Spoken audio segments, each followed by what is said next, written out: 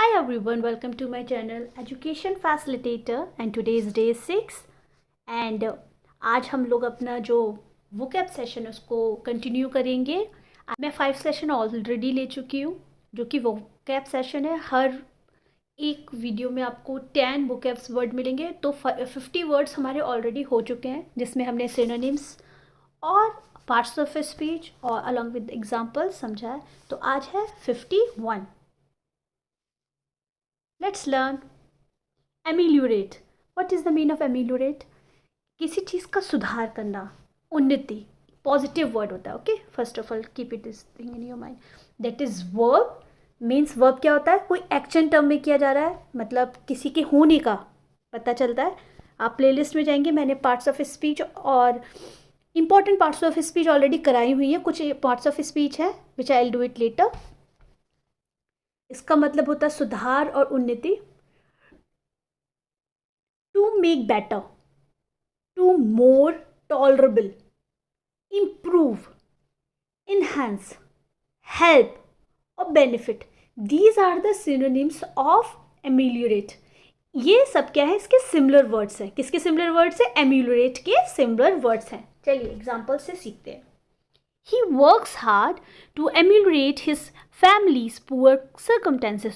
और वो क्या करता है? वो बहुत मेहनत करता है। किसके लिए मेहनत करता है? अपने घर के जो बुरी कंडीशंस को सुधारने के लिए बहुत मेहनत करता है। Nothing can be done to ameliorate the situation. Situation को ठीक सुधार करने के लिए कुछ भी नहीं किया जा सकता। कोई भी परिस्थिति है तो उसमें एमिलियोरेट का यूज़ इस तरह से किया जा रहा है कि अगर कोई बहुत ही ऐसी सर्कमटेंस है जिसको चेंज नहीं किया जा सकता है, तो बदलाव नहीं किया जा सकता है, तो उसके लिए यहाँ पे एमिलियोरेट का यूज़ हुआ है कि उसको सुधारने के लिए कुछ नहीं किया जा सकता। Amenable, what is the meaning of amenable? That is adjective. First of all keep this thing in your mind. इसका मतलब क्या होता है? उत्तरदायी। उत्तरदायी कौन होते हैं? जो रिस्पॉन्सिबल होते हैं, किसी चीज़ की रिस्पॉन्सिबिलिटी बहुत अच्छे से लेते हैं, जिम्मेदार होते हैं, उनको बोलते हैं। Yes. Obedient, okay. Agreeable, obedient I think 2 बार लिखते हैं। कंट्रोलेबल, ओ कंट्रोलेबल। गवर्नेबल, परसुएडेबल, ये सब इसके सिमिलर वर्ड्स हैं। She was always a very amenable child. वो कैसी बच्ची थी? जो कि बहुत ही जिम्मेदार थी अपनी फैमिली में, काम करने के प्रति फैमिली के लिए। They had 3 very amenable children. उनके 3 बच्चे थे और जो कि तीनों के तीनों बहुत ही जिम्मेदार बच्चे थे या ओबीडियंट चिल्ड्रन थे। 53 amenity. What is the meaning of amenity? Civil amenities chapter SST, जिन्होंने एनसीईआरटीज पढ़ी है, जो पढ़ते हैं और क्लासेस में भी पढ़ते हैं, तो एमिनिटी का मतलब सेम वही होता है जिसका मतलब होता है सुख सुविधा। सिमिलर एमिनिटीज़ होती हैं जो हमें गवर्नमेंट की तरफ से मिली हुई होती हैं। गवर्नमेंट, जैसे गवर्नमेंट स्कूल और गवर्नमेंट कॉलेज, गवर्नमेंट हॉस्पिटल, तो ये सब जो हमें सुख सुविधाएं मिली होती हैं, रेलवे, ये सब जो हमें गवर्नमेंट की तरफ से सुख सुविधा मिली है, उसके लिए एमिनिटी का यूज़ किया जाता है। यहाँ पे pleasantness, attractive, comfortable feature, facility, service, convenience, ये सब क्या है? इसी के सिमिलर मीनिंग है। The building will be developed as a public amenity. अब कोई भी ऐसी चीज़ जो पब्लिक के लिए कॉमन हो जाती है तो वो गवर्नमेंट की अथॉरिटी में कहीं ना कहीं आ जाती है, क्योंकि गवर्नमेंट ही उसको अलाउ करती है। ओके, तो ये जो बिल्डिंग है वो क्या हो जाएगी? पब्लिक एमिनिटी हो जाएगी, मतलब पब्लिक की सुख सुविधाओं के लिए यूज होने लग जाएगी। The town has been carefully designed to offer its visitor every amenity. जो शहर है वहाँ के विजिटर्स के लिए और उनकी सुख सुविधाओं को प्रदान करने के लिए बहुत ही सावधानी पूर्वक डिज़ाइन किया गया है। एमिएबल, एमिएबल, AMI और एमी और फिर इसके बाद एबल, इसमें सिर्फ 2 सिलेबल्स ही लिखेंगे। तो दैट इज एडजेक्टिव, मतलब सुशील सौम्य। सुशील सौम्य कैसे? जो बहुत डिसेंट होते हैं, जो बहुत सॉफ्ट होते हैं, ओके, फ्रेंडली होते हैं, काम होते हैं, जिनकी तो बहुत वैसी क्या कहा जाए ना, फेमिनिज्म वाली एनर्जीज बहुत अच्छी होती है, उनको ही बोलते हैं। Nice, agreeable, affable, cordial, cordial मतलब friendly, warm hearted, good natured, ये सब किसके एग्जाम्पल्स हैं, किसके सिनोनिम से, एमिएबल के एग्जाम्पल्स हैं. The driver sorry the driver was an amiable young man. जो ड्राइवर था वो क्या था, बहुत ही सुशील, या ये कह सकते बहुत ही अच्छे व्यवहार का एक यंग मैन था, जवान इंसान था. Rohan is soft spoken and amiable. ये बहुत अच्छा स्टेटमेंट मुझे लगा, इसलिए मैंने लिखा, क्योंकि एक माइंडसेट के साथ बॉयज़ का रहता है कि हम कैसे सॉफ्ट हो सकते हैं, how can be soft. No, those who are wise they can be, those who are intelligent they are, those who know how to use their intellectual mind they will be. Otherwise जो जैसे movies में दिखाया जाता है ना, आसानी से गुस्सा कर देना. मैं कभी भी मोबाइल देखती हूँ तो देखती हूँ जो ज़्यादा चिल्ला रहा होता है, लोग सोचते हैं यार यही हीरो है. तो आई एम एक्सट्रीमली सॉरी, मेरा शायद ओपिनियन थोड़ा अलग है. तो मेरे हिसाब से रेलिवेंट चीज़ों पे गुस्सा होना that is okay. Otherwise if man is soft spoken that is a man.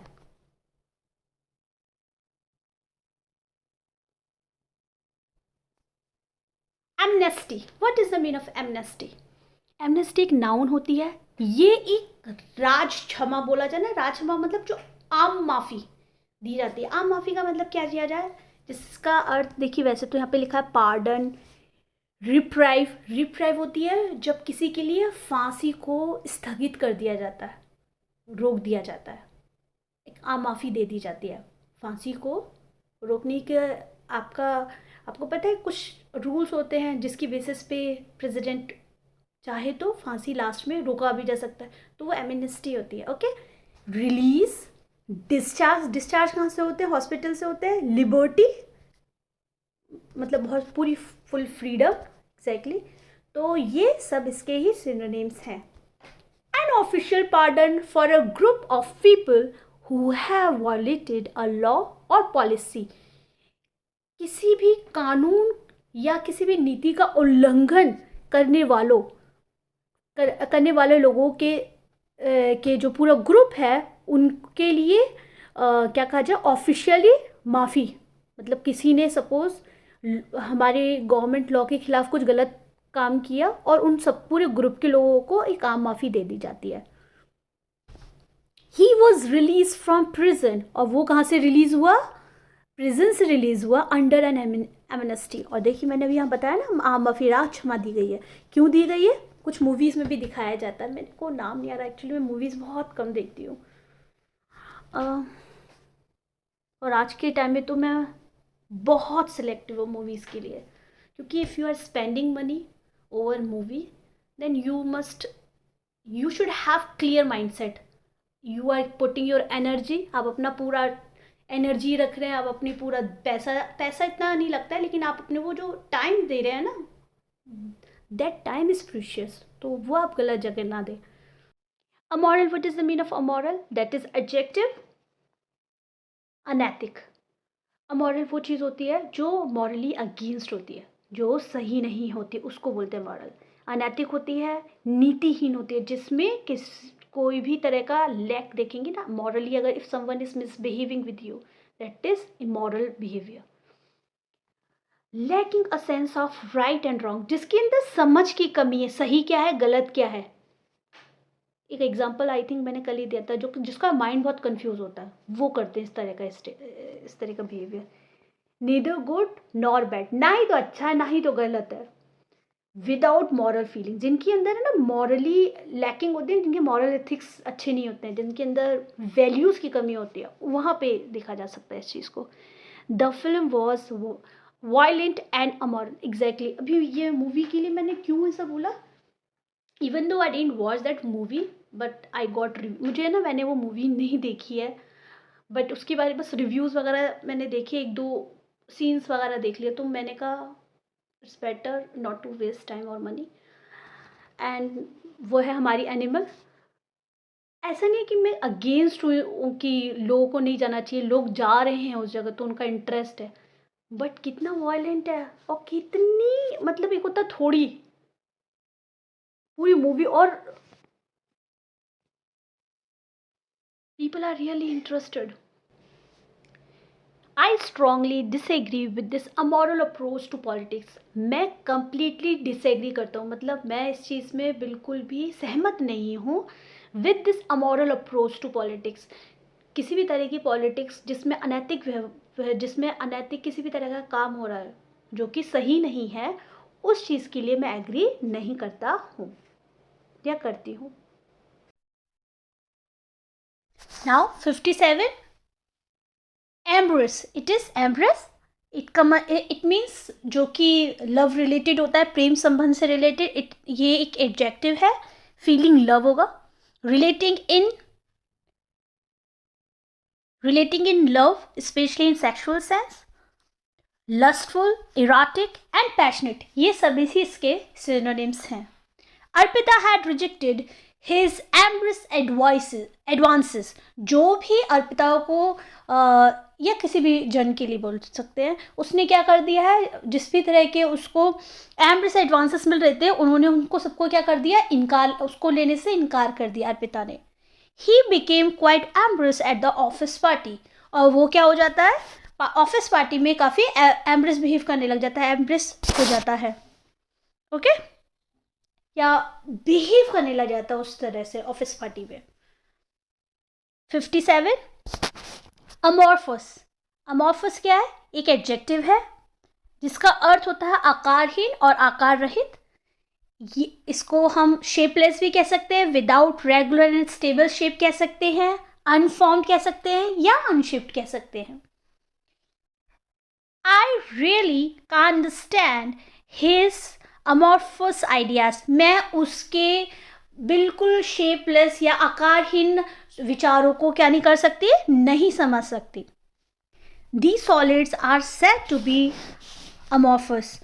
ये जो सॉलिड्स हैं या ठोस कोई भी चीज़ होती है, अगर वो शेपलेस होती है, उस बेस पे हम अमॉर्फस का यूज़ कर सकते हैं. 59. Anarchy. What is it? Anarchy. It means noun.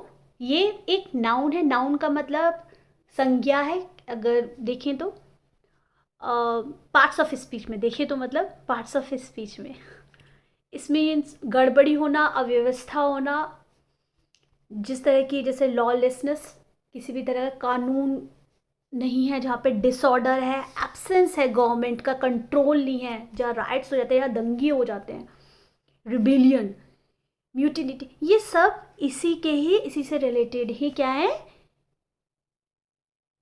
Mutiny मतलब गदर होता है. तो देखिए, राइट्स, रिबेलियन, ये रिबेलियन मतलब विद्रोह हो जाना, म्यूटनी गदर हो जाना, तो ये सब किससे रिलेटेड है, ये हमारे अनार्की से रिलेटेड है, सिमिलर वर्ड्स हैं. Okay. The classroom was in a constant state of anarchy. जो कोई भी क्लास है वो किस तरह थी, कांस्टेंट स्टेट थी. कांस्टेंट मतलब एक जैसी, लंबी समय तक एक जैसे स्टेट थी. किस तरह से, जिसमें बिल्कुल भी डिसिप्लिन नहीं कह सकते हम, मैं यहाँ पे एकदम अपोजिट बोल रही हूँ, मतलब बहुत ज़्यादा अव्यवस्था थी. Anarchy in the state of anarchy मतलब वहाँ पे बहुत ही गड़बड़ी थी क्लास में. The prison is close to anarchy. जो प्रिजन है वो अब बंद हो गया, किसके लिए, किसी भी तरह की गड़बड़ी के लिए या अनार्की के लिए बंद हो गया. प्रिजन मतलब जेल. आप लोग अपनी कमेंट्स दीजिए, मुझे कमेंट्स आते हैं, मैं देखती हूँ, मुझे अच्छा लगता है कि लोग देख रहे हैं. और ये बहुत ही स्मॉल एफर्ट है, जो मैं, ऐसा नहीं है कि मैं बहुत लॉन्ग वीडियोस बना रही हूँ, मैं बस स्मॉल वीडियोस बना रही हूँ, जो कि मैं काफ़ी समय से पढ़ा रही थी. तो मैं सोच रही थी कि क्यों ना इस चीज़ को मैं अच्छे से एक्सप्लेन करूं, और धीरे धीरे करके आप लोग, बस मैं चाहती हूँ आप लोग अपने जब भी वीडियोस देखते हैं तो आप पूरा देखिए, उसको लाइक, और मेरी वीडियो को लाइक, शेयर, सब्सक्राइब कीजिए चैनल को, और अपने सुझाव दीजिए. अगर आपको कोई चीज़ में कमी लगती है, अच्छा लगता है तो आप बताइए, और अगर कोई चीज़ बुरी भी लगती है तो प्लीज़ बताइए, सो मैं उसमें चेंजेस कर सकूँ. एंड हम आज लास्ट 60 वर्ड देखते हैं, दैट इज़ एनालॉजी. एनालॉजी क्या होता है? ये एक नाउन होता है, इसका मतलब क्या होता है? समानता बोलते हैं, समरूपता बोलते हैं, means similarity, a comparison of one thing to another, एक चीज का दूसरी चीज से कंपैरिजन। एनालॉजी मीन्स सिमिलैरिटी, एक चीज का दूसरी चीज से comparison. Okay, there is a good analogy with light. जो सबसे अच्छी समानता है वो क्या है? एक तरह की रोशनी के साथ है। मतलब हम देखते हैं लाइट के बारे में बात की जाती है, पॉजिटिविटी जब बोलते हैं लाइट है, तो that means that is positivity. आपका माइंडसेट, आपकी सोल बहुत खुश हो जाती है उस चीज़ में। तो उस किसके बताया गया है? There is a good analogy, ये क्या है? विद लाइट, लाइट के साथ जिसकी अच्छी क्या हो? सिमिलैरिटी हो। The tree of knowledge is the appropriate analogy. जो ज्ञान का जो वृक्ष होता है वो क्या है? एक बहुत ही सही प्रकार की क्या है? एनालॉजी है। और आज के सेशन में हमने 10 वर्ड सीखे। Thank you so much for watching.